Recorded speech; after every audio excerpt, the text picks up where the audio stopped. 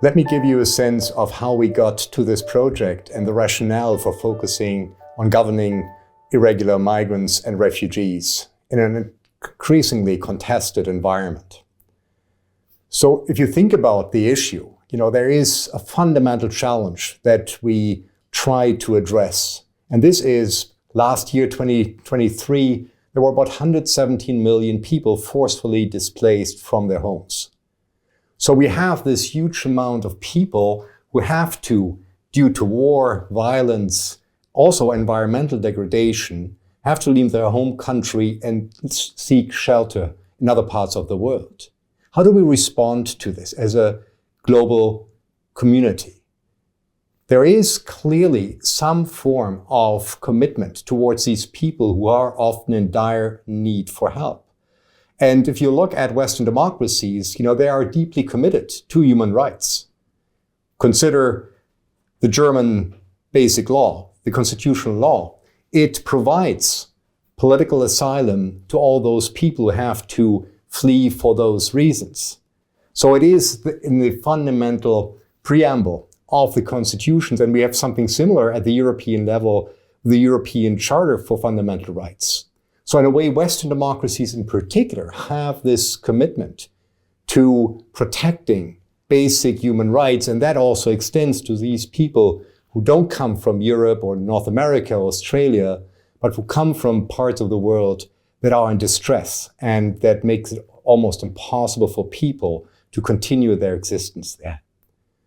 So how do we, in a way, balance this normative community on the one hand, this normative commitment on the one hand, and on the other hand, the difficulty that we face when trying to accommodate so many people in an environment in which we have a very limited political willingness to let people into the country. One major challenge to address this issue from the perspective of effective policymaking that can also find the consensus of the electorate is the complexity of governing these flows of cross-border mobilities, these people who seek political asylum. Think about it. It is a global challenge, but it needs to be responded to at different levels of government, partly through nation states, because they, in a way, have the legal capacity to settle and welcome these people, but also at the local level, in terms of settling migrants and welcoming them, including them into the labor market, into society more broadly. So you have a complex system of multi-level governments responding to this challenge.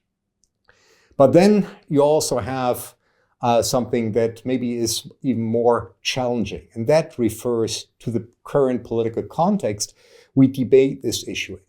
And that is the rise of right-wing nationalist or populist forces who have made anti-immigrant sentiments the very cornerstone of their political mobilization. And for them to even consider assisting these irregular migrants as asylum seekers is far from what is feasible. Just the opposite. They use anti-immigrant sentiments to win electoral competitions and to create an environment that is utterly hostile for those people in need for help. So our project, and we're greatly thankful to the Konrad Adenauer Foundation Canada to allow to do this, is to think, are there ways to avoid a highly polarized context in which it seems almost anti-immigrant sentiments have become common sense, and the policy priority to keep them out, to securitize our borders, is seemingly the common denominator that we can relate to. Think about the European Union, but also national constituencies, and think about effective ways to address this fundamental policy challenge. The need to, in a way, respond to this humanitarian crisis that we're facing in the world, and considering the limited resources we have to dedicate to this cause, and to create a political environment in which this becomes feasible. So with this project, we would like to challenge experts in the field to say, what ways forward are there to find a balance between the humanitarian commitments that we have as liberal democracies and the challenges of creating a policy response that is effective, that is fair, and that operates with a sense of burden sharing about all involved. So I hope you will enjoy the expert interviews and the various materials that we've made available through this project, trying to deal with this intricate and maybe wicked policy problem.